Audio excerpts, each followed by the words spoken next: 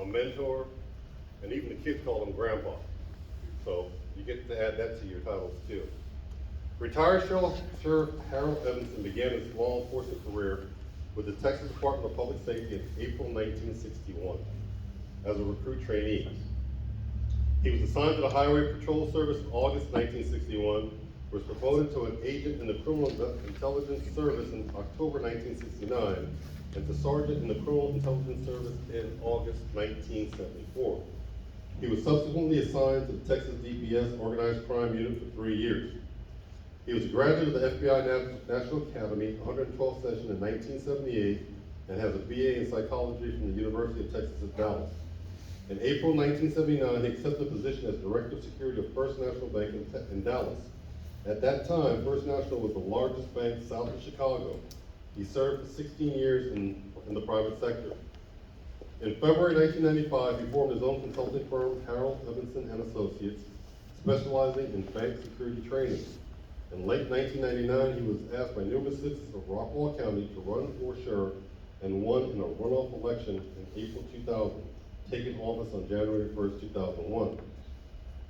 Sheriff Evenson retired on December 31st, 2020 as the second longest serving sheriff in Rockwall County history. Among his accomplishments as sheriff, he initiated a public corruption investigation on a sitting 22-year district attorney.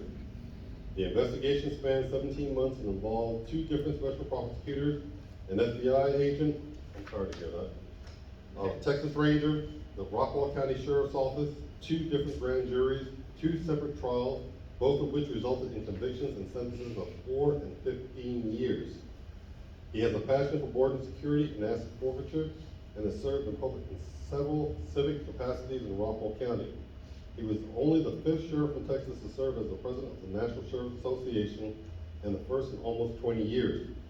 There are approximately 3,088 sheriffs in the United States. He has served on or is still serving in the following positions: Board of Directors, Sheriff Association of Texas, Chairman of the Technology Committee of the Sheriff's Association of Texas, Board of Directors, National Sheriff's Association, elected Sergeant at Arms of NSA in 2011, 76th President of the National Service Association from June of 2017 to June 2018, Audit Committee of the NSA, Constitution and Bylaws Committee of NSA, currently serves as a member of the Board of Security Committee of the NSA, and previously served as co-chair of this committee for 7 years. Finally, if there is a finally, in July 2018, he was a recipient of the Tom Pelton Award, which is bestowed by the Sheriff's Association of Texas and is considered the Texas Sheriff of the Year Award. With no further ado, I'd like to call to Mike Dunn, retired Sheriff Harold Evenson.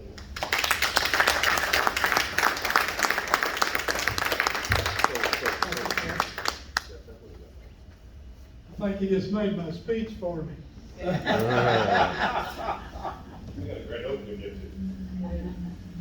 I promised that after not having the overhead to do this, that I'm going to try to get in technology and put this on an iPad and put it on a thumb drive, add some stuff to it, so next time I'm asked to do this, it'll be a little more simple.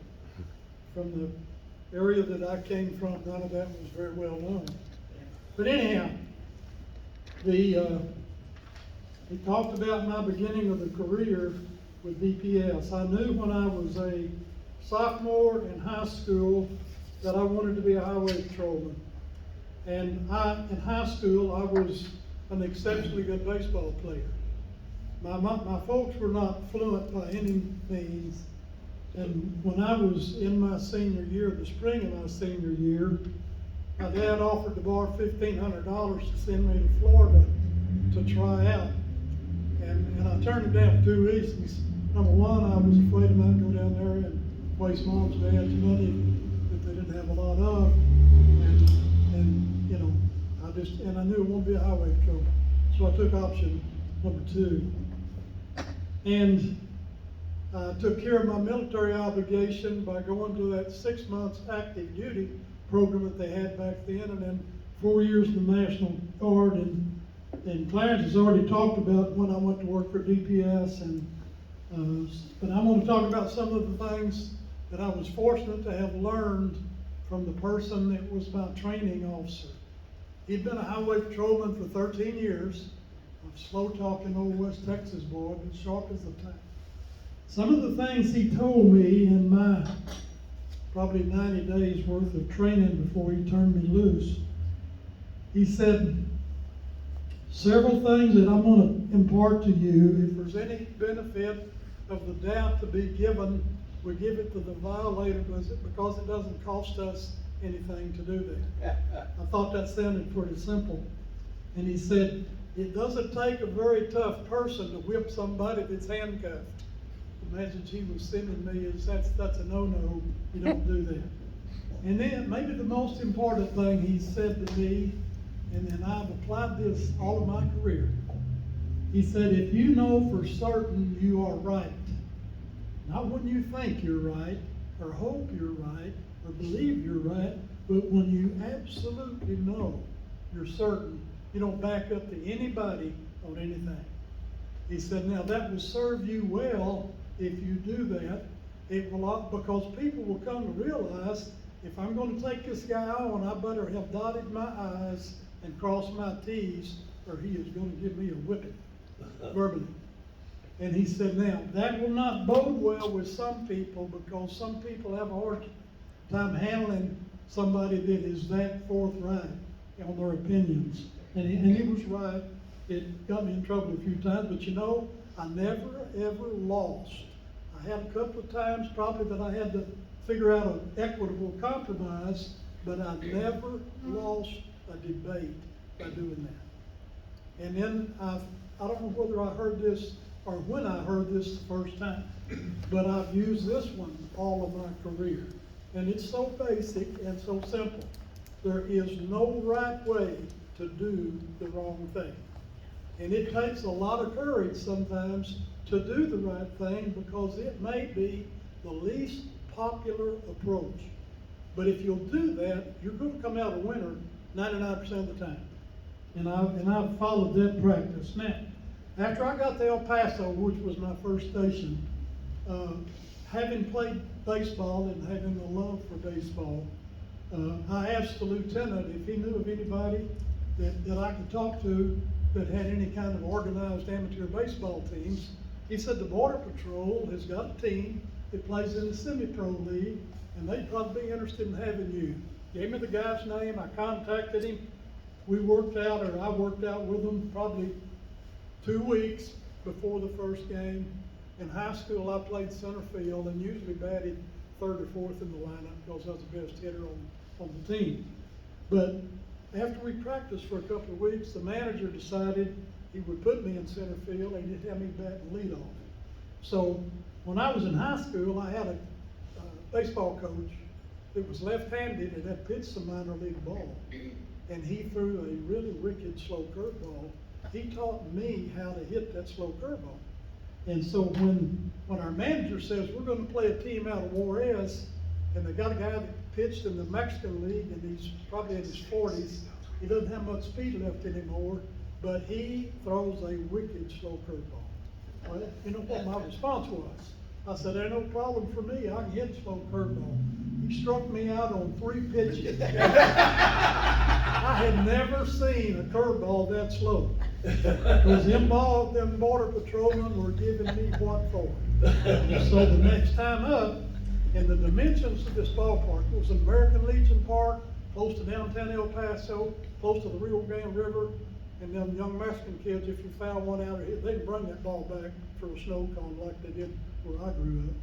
But anyhow, it was 395 down the left field line, 475 to straightaway center, 390 down the right field line, 440 to the power alleys, and it had a 10-foot hedge fence with a chain link fence behind it. So the next time I'm up, I knew it couldn't hurt me if he hit me as slow as he threw it. So I dug myself in really good. He hung one about belt high right across the plate. I hit it over the left field fence about 10 foot fair. So I hit it about 420, 430. Probably the hardest I ever hit a baseball. Well, those Border Patrolmen, I won them over right there. They never said anything to me about hitting after that. And Lieutenant Miller, the guy that put me onto that, we work what they call a substation schedule. We work days on weekdays, nights on weekends. Friday 4 to 1, Saturday 4 to 1, Sunday 3 to midnight, and then we double back on Monday at 9 o'clock. And Lieutenant Miller told me, of course, most of our games started at 12 and 1, and he was really glad that I was playing with the Border Patrol. You know, that's good liaison since we was on that border. So all I had to do is let DPS know where I was at, and I'd get a hold of somebody or send somebody down there to talk to me so I could go in service. But that never did happen. So the other thing that he did for me, you know, I was 22 years old. He probably thought this young man probably needs some help to get through all this. But I was single, didn't even have a serious girlfriend. And he would put mail slot, notes in my mail slot, DPS mail slot, every once in a while. But I know this young lady's dad or whatever. Well, one day I come in and he had this note in my mail slot. He said, this young lady is a sophomore at Texas Western. Her dad's on the El Paso Sheriff Reserve, and she didn't have a serious boyfriend. And he said, her dad said, be okay if you called her. So I did. A couple of days later, I called her, talked to her, Marcia Whitten. And so she invited me over to meet her and her family. And literally, I mean, when I got out of patrol school, my mindset was on that job. That was my love affair. And I went home, Lieutenant worked out a deal for I could go home Christmas of 1961. In fact, he asked me, how many times have you not been home Christmas since you were born? I said, one time. He said, you need to go home and be with your family because you probably won't get through that many more times. So I took him up on it. I had a couple of holiday leaves. He put a day off on each of them. I had 4 days. My parents, great as they were, when you packed up your last time and left home, if you wanted their advice, you had to ask for it. They didn't volunteer it, but they would help you if you had a question. So I'm at home Christmas, and Mom is getting Christmas dinner ready, and I'm in there picking around, and she asked a question that was totally out of character for her. She looked at me and she said, you have a girlfriend? I said, Mom, I have 3 or 4 girlfriends. And I said, at the apartment complex, I shared an apartment with 2 other guys, and that big apartment complex, lots of young school teachers that were single, lots of airline stewardesses, so there was no shortage of girls to go out with, but I didn't have a serious one. So in a little bit, she didn't like that first answer. So the second answer was, no serious girlfriends. My response to that was, Mom, I'm having so much fun, I may not get married till I'm about 30. She really didn't like that response. And 3 weeks after that, when I got back to El Paso, is when I met Marcia. I told Marcia, and I told my mom, or I told my mom before she passed away, I said, I think you willed Marcia on me, and it worked out wonderful. And this last November, we celebrated our 60th anniversary. Wow. And I grew up in a rural environment. I watched my mom and dad and my brother go down and accept Jesus as their Savior. I thought about doing that any number of times, but I just never could pull the trigger for some reason. So when I went to El Paso, met Marcia, in the summer of '62, Billy Graham had a crusade in El Paso at the University of what is now UTEP football stadium, and Marcia and I went to that crusade. And of course, there's nobody that can deliver a sermon like Billy Graham that I've ever heard. And when they did the invocation, and Just As I Am was what they played. And I knew the instant that it began, that was my time. So that was my step forward. We were married November 1762, First Baptist Church in El Paso. I was baptized April of '64, Pioneer Drive Baptist Church in Abilene by Pastor Jack Riddle Hoover. My first 2 years on the highway patrol was a love affair, I've already said. My partner was the best man in our wedding. He transferred to a one-man station in June of '62. I worked the 70 miles, it was 140 miles from El Paso to the New Mexico state line. I was responsible for the West 70, and then there was a person stationed at the foot of the Guadalupe Mountains that took the East 70. So when the lieutenant asked me, young fellow, are you capable of handling that road out there by yourself? And my answer was an affirmative yes. And that year that I worked out there was just a pleasure. One of the instances that I had that happened, it was 78 miles to where you turn north to go to the Dale City community. And Dale City Valley had irrigation, and there were farmers there that raised everything in the world because of irrigation. And they had Mexican laborers with green cars that lived in barracks and worked for those farmers. And on Saturday evening, they would take those guys to Dale City, and about all that was on the street in Dale City was a couple of restaurants and 3 or 4 bars. And he'd take those guys up there and put them out, and they'd go to the bar. Most of them, of course, would get drunk, and they'd have Sunday to sober up before they went back to work on Monday. Well, this particular day, this one goes through. He had 3 or 4 or 5 of them in the back of his pickup, and he was going up north of Dale City to do something, and he didn't stop in town. And one of them decided he'd get out and get a head start on everybody else. He steps out the back end of that pickup. It was running 20, 25 miles an hour, and probably the first thing it hit that asphalt pavement was the back of his head. When I drove into Dale City, maybe 5-10 minutes after that happened, this big circle of people around this guy, and I stopped and got out, and he told me what was going on. The deputy sheriff was trying to find an airplane. There was a couple of farmers that had airplanes to fly him to El Paso or to Carlsbad, because he knew it would take better than an hour to get an ambulance out there, and then more than an hour to get back. Probably 3 or 4 hours to get him to the hospital. If they didn't have aircraft back then, they flew people. So the deputy comes back and says, I can't find either one of those farmers that's got a plane. Will you take him to El Paso? I said, not by myself. And he was unconscious. I said, not by myself, I won't. If you'll go with me, I'll take him. So we loaded him in my car, and when we got to the Carlsbad Highway, which was 14 miles south of Dale City, it was 78 miles to El Paso. And I couldn't talk to El Paso, but I could talk to Pecos by hitting a repeater on the side of the Guadalupe Mountains. I called Pecos and informed them what the situation was, told them to call El Paso and have them call Thomas General Hospital, tell them what we were bringing in. So when we get to the hospital, obviously we checked out, and once we got him unloaded and into the hospital,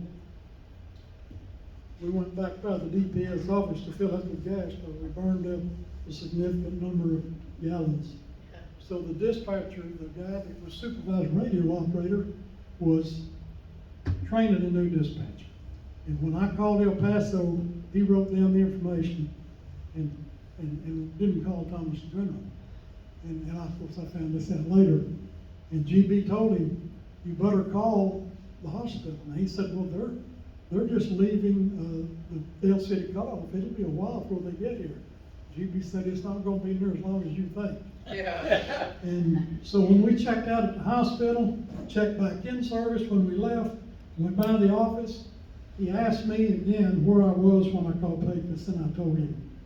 So he said, you know how long it took you from the time you called Pecos till you checked out at the hospital? I said, how long? He said, 40 minutes. We averaged 120 miles an hour for that 40 minutes. Wow. And that boy lived, and he probably wouldn't have lived if he'd waited on an ambulance. So we probably saved that boy's life. And then, I'm almost ashamed to tell you this, but I had so much confidence in my ability to drive a car, and I wasn't afraid to speed. In summer of '62, the lieutenant gets this idea that we needed a roving patrol car that went to work at 10 o'clock at night and worked till 7 o'clock in the morning, and they could work any highway around El Paso. Well, when my time came up, You know, at about 11 o'clock or midnight, I mean, there just wasn't anything going on. I mean, absolutely nothing, except Highway 54 that went towards Alamogordo, White Sands and McGregor Missile Range, and those people started going at about 3 or 3:30 in the morning. It was 4 o'clock at the latest, and there was quite good traffic. So I figured that out pretty quick, and so I was working at like 2 o'clock, 2:30 in the morning. That's where I was. And one morning, the last morning I was on that assignment, I'm at the city limits, and then I meet this car, and I estimate probably running 80, 85 miles an hour in 45 mile an hour zone. And I contemplated going on to the officer, turning around on him, and I thought, I just can't let him go. So I turned on him. And it was probably about 7 miles to the New Mexico state line. And when I turned on him, he sped up. He was going to beat me to the state line.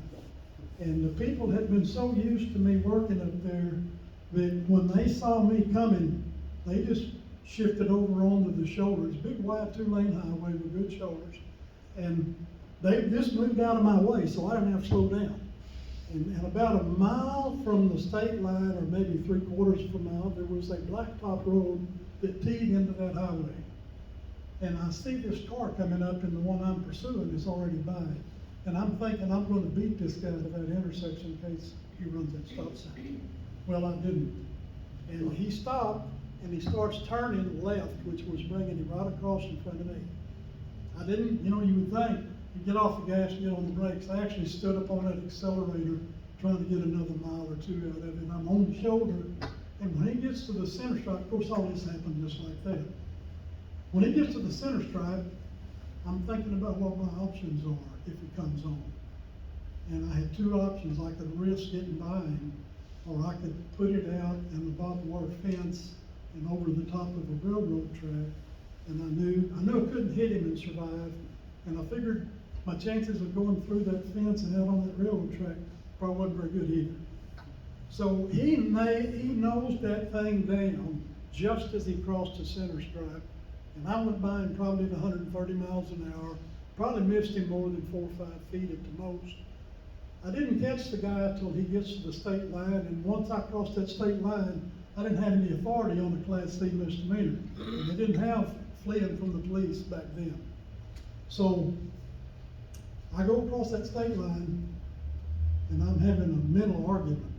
Do I stop him or not? And I finally did the right thing. I didn't stop him. And so I pulled over and stopped that car. And we had standard shifts back then. I couldn't hardly push the clutch in. My leg was jumping so bad. When I got it shut off and got out of the car, I literally had to hold onto the door to keep from falling. Just before he nosed that thing down, I thought, this is it. I'm fixing to get killed right here. But I didn't. I made it. And I made the right move by not stopping. All right, when I went to work, they provided us everything except handcuffs, a uniform, pistol belt, pistol, hat, but they didn't provide us handcuffs. My partner had handcuffs when I was working with him, so, I don't know what they cost back then, but I thought it was too much since my partner already had handcuffs. Well, when he left, when he transferred, guess what? I didn't buy any handcuffs. So I'm about 55 or 60 miles east of El Paso, and I stopped the car that I was pretty sure the driver was going to be DWI. And when he gets out, I knew right away he was drunk.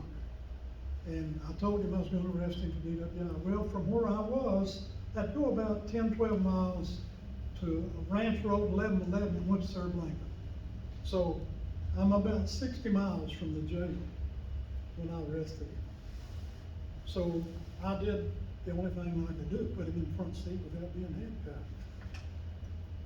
And so we probably 10 miles. All of a sudden he said, I'm getting out. He had the door open and was going to get out. I rolled my fist up in his coat and held him till I got the patrol car stopped. And y'all have heard about police brutality, and 38 years of law enforcement, and honestly say, That was the only time that I ever nailed somebody as hard as I could. But I get out of that patrol car, he gets out, and we meet at the right rear of my patrol car. And I don't remember what his exact words were, but it was something to the effect that he was gonna whip my you-know-what.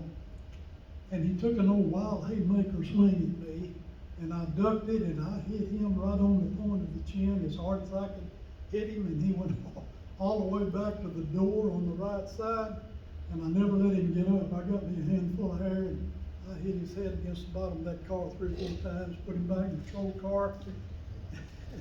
I'll never forget, about 10 minutes later, he said, I'm gonna get, you didn't have the right to do what you did, I'm gonna get me an attorney, and I'm gonna get me 2 attorneys, I'm gonna get your job.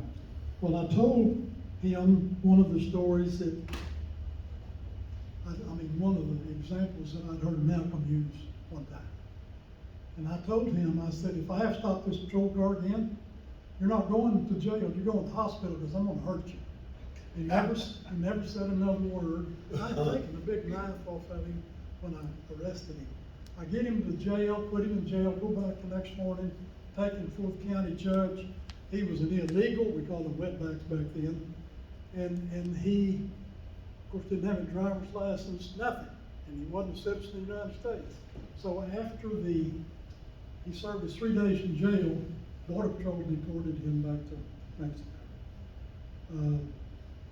In January Marcia and I moved to Abilene in June of '63 because I had a good friend that told me it's a good place to work. And so I go to Abilene, and Abilene was a good place to work. Good highways, a couple of major events that happened.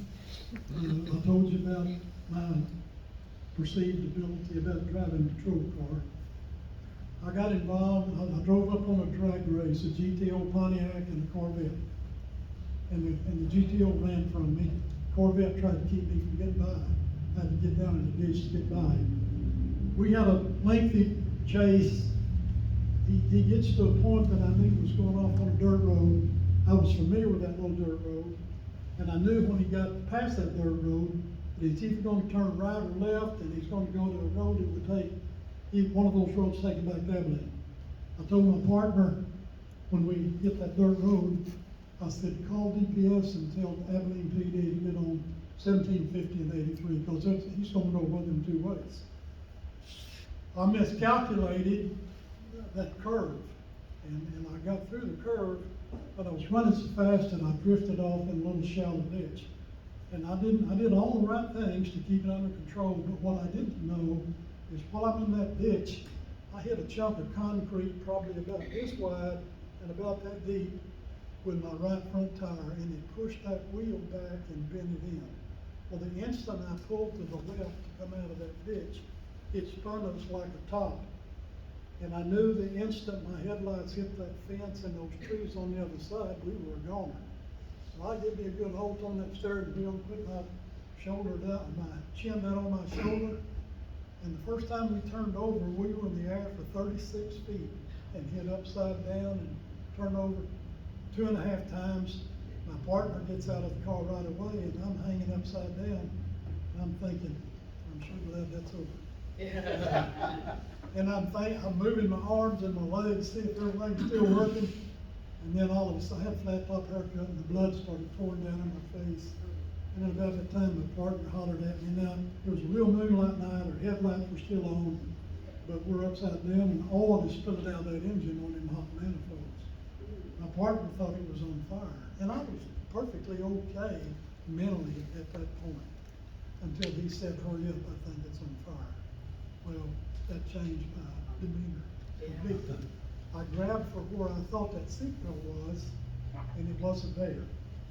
And I was pulling on my pistol belt, and finally figured out that I was pulling on the wrong belt, and then released it, and everything turned out okay. And I really, the only hurt that I obtained was that cut on the back of my head, and it messed up my right shoulder that I ended up having a shot in.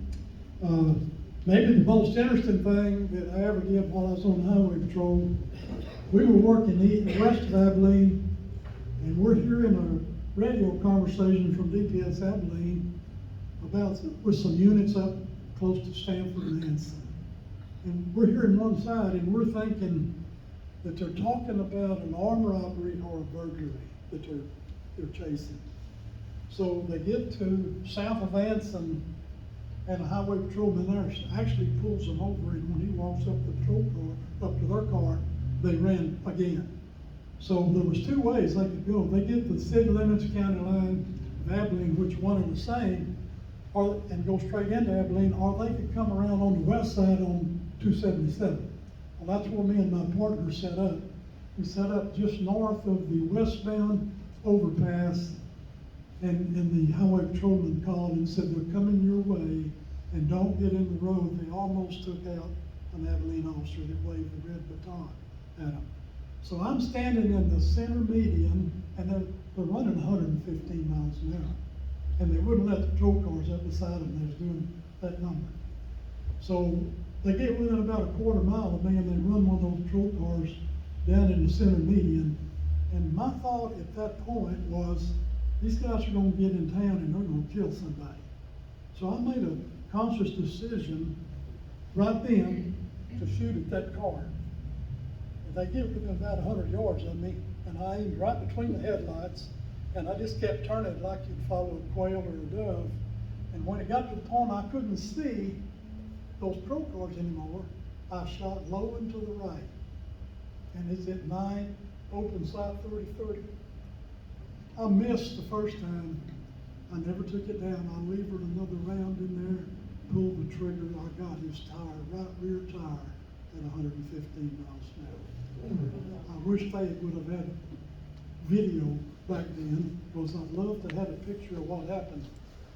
I mean, the instant I hit that tire, he started spinning literally like a top.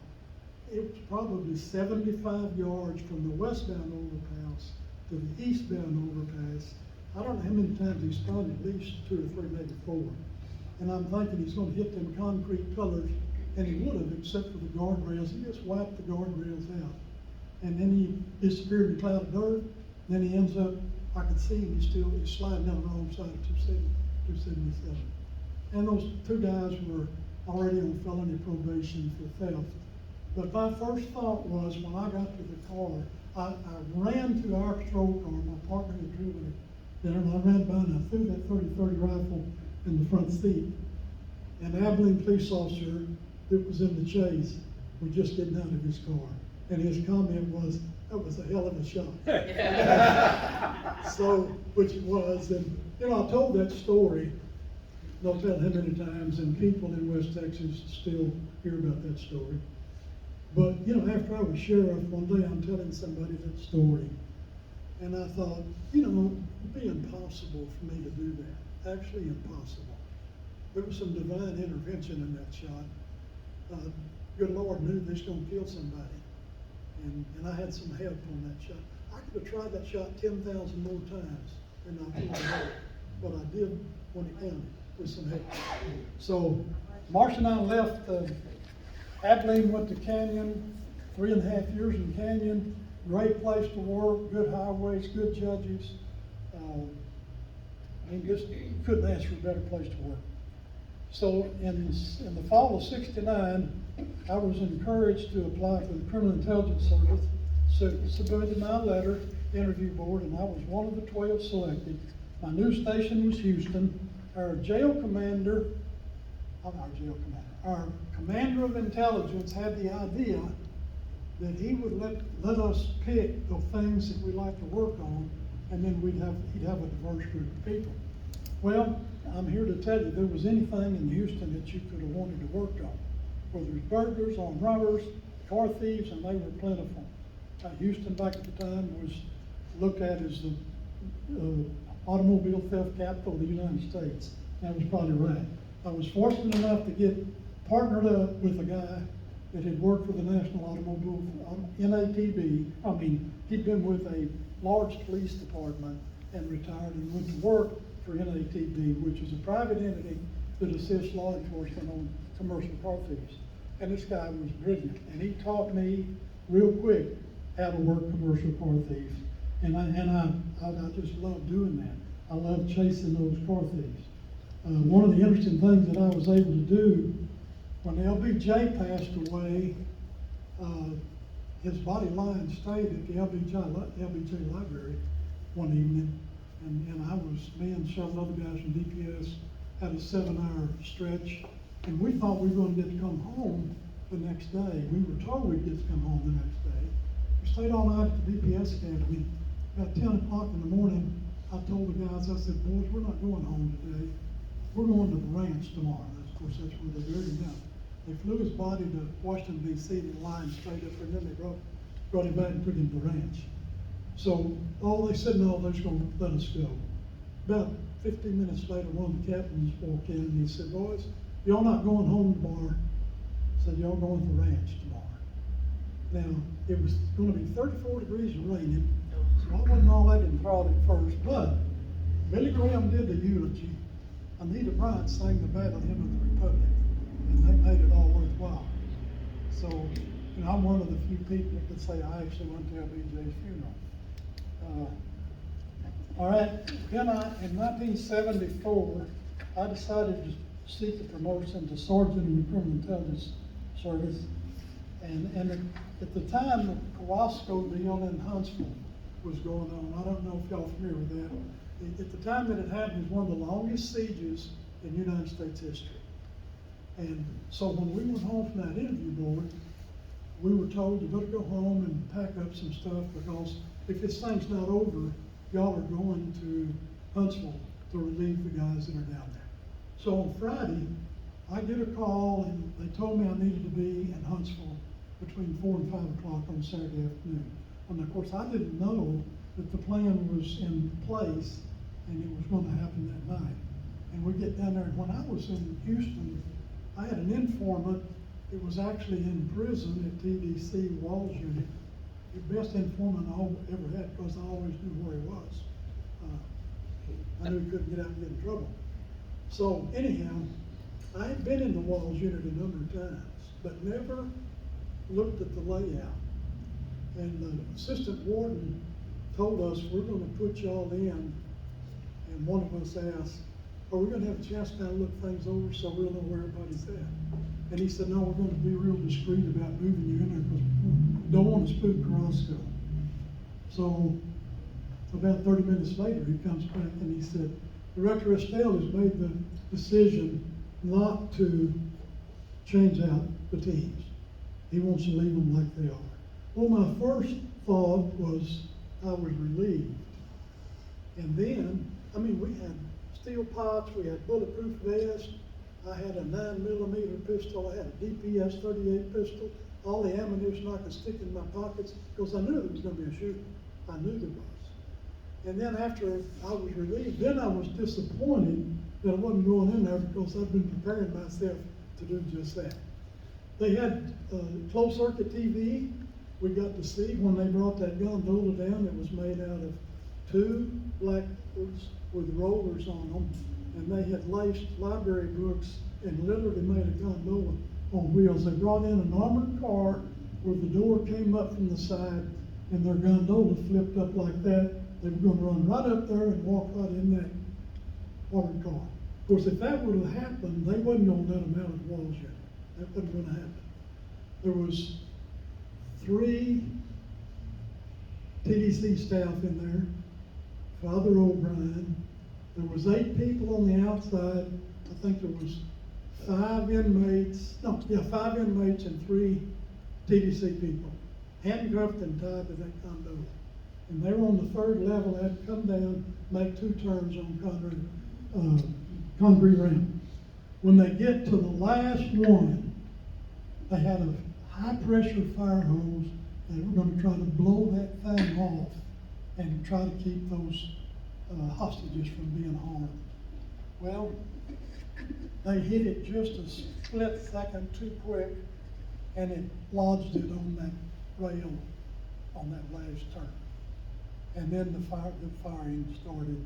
They had little portholes cut in that gondola, and they were shooting out. Of course, it's at night, so you could see the stream of them bullets coming out, and then officers shooting in, you could see the stream of bullets. We had one guy that when that thing got hung up, this intelligence agent who was very conspicuous because of his size. He was 6'6", weighed about 245. And he was duck walking out there towards that gondola. And he had to cover that water at first. And he gets with probably no further from here to Maryland from that gondola. And it erupted, that water quit. And he stopped, and then he goes back. And they flipped it off with a ladder. And the inmates, Cuevas, Dominguez, and Carrasco, they killed 2 of those hostages inside, the civilian employees. They shot Father O'Brien, but he survived. And so I was the only, when it was all over, we were in the admin section listening to how it went happened. And Paget was the one that shot Dominguez, because when he gets to the pile of bodies, Father O'Brien is still conscious, and he sees Dominguez start to rotate his body towards Winston. And Father O'Brien said, "Look out, he's got a gun." And Paget killed him, shot him. And when Father O'Brien recovered, well, let me first tell you what Estelle said. The next morning, of course, there was national news media everywhere. First time I ever saw so many national media. And when Estelle shows up at the prison the next morning about 9 o'clock, he'd gone home and slept up to 3 hours. He comes back, and one of those media people sticks a microphone in his face and says, "Are you satisfied with the way things turned out?" Estelle looked at him and he said, "That's got to be the dumbest question I've ever been asked." He said, "Am I satisfied? No, I'm not satisfied. We lost 2 innocent citizens, and Father O'Brien is seriously wounded. No, I'm not satisfied. But under the circumstances, it probably turned out the best we could hope for." So when Father O'Brien, what Carrasco let the civilian employees do while they had them in the laboratory, he let them talk to their family members outside. Of course, the family members was interviewed by the national media, and they found this out. So they tried to make a martyr out of Carrasco, which is no surprise to y'all. They do the same thing today. But anyhow, when they asked Father Carrasco was a trustee. He had been linked to 47 murders in Mexico. He was a drug kingpin, similar to what the cartels are now, but he was one operator. So he was a vicious, cruel, mean, no good son of a gun. So, but he knew how to play the game, and he got trustee status. He was Father O'Brien's trustee. Father O'Brien went on vacation. He knew when he was going to be on vacation. He picked up the priest's mail. That's how they got the guns and what ammunition in. So, when they're trying to make a martyr out of Carrasco, they asked the priest, "Tell me what kind of man was Carrasco?" And this may not be verbatim, but it's sure close, because I thought it's one of the most astute statements I ever heard. He said, "Fred Gomez Carrasco was a vicious, cruel man, and the world is a better place without him." And I thought, all right, that's it. You know, if an officer had said that, that wouldn't have been good. Yeah. All right, in early '79, I was recruited away from DPS to be the director of security for First National Bank in Dallas. Had a lot of interesting things, learned a whole lot about managing people, handling personnel matters, and worked with some of the best HR people you could work with. But I had a guy who worked for me that had worked for Dallas PD and narcotics. He knew the narcotics agents real well. He was an investigator for us. He'd been there probably a couple of years. He walks in my office one day and closes the door, and he said, "Have something really important to talk to you about." So he tells me this story about this undercover operation that Dallas PD had been operating for 2 years. One of the largest, if they could make the bust, be the largest heroin bust ever in the city of Dallas. And this was 1986. He said, and they need a flash roll. And I'm thinking, with DPS, when I was there, we had what we called an impress fund, and it either had 25 or 50,000 that we could use. I mean, narcotics had the same thing. DPD narcotics. I'm thinking, well, they can come up with 150 or 200,000 with the state, the city, and the federal agencies. And I said, well, how much money are we talking about, Ron? He said 550,000. I said, the bank's not gonna let that kind of money go out the door without a bunch of signatures. And I know the public operators well enough to know they're not gonna put their name on something like that. I said, I would like to help them, but I already know the answer to that question, and I'm not gonna ask. So he leaves, and I went on with what I'm doing, and I'm thinking, we got a big safety deposit area. And I bet you our president, Harvey Mitchell, would let me put 550,000 in one of those safety deposit boxes. So I called Ron in and I said, I've got an idea. And I told him what I just told y'all. I said, but I've got to have an absolute guarantee from the officers that they cannot. The only people that's going to come in is the undercover officer and the head of this organization, and no guns, period. And if they can't guarantee that, I'm not going to go ask the question. So anyhow, I went and talked to Mitchell. He put his stamp on it. We put 550,000 in the safety deposit box. The person, the narcotics kingpin, thought it was one of the most ingenious ideas that anybody ever come up with, because they were safe. They didn't have to worry about rip-off. It went down like clockwork. I never told anybody that story for a long time, because I knew they had to work on cases after that, because I'm sure they had wiretaps. They had probably had wiretaps happening, all right? Turned out, heck of a bust. They did the same thing in Denver, Colorado, using our idea. In summary, many of the things I learned from the patrolmen who trained me and the chief of police in Abilene shaped my career.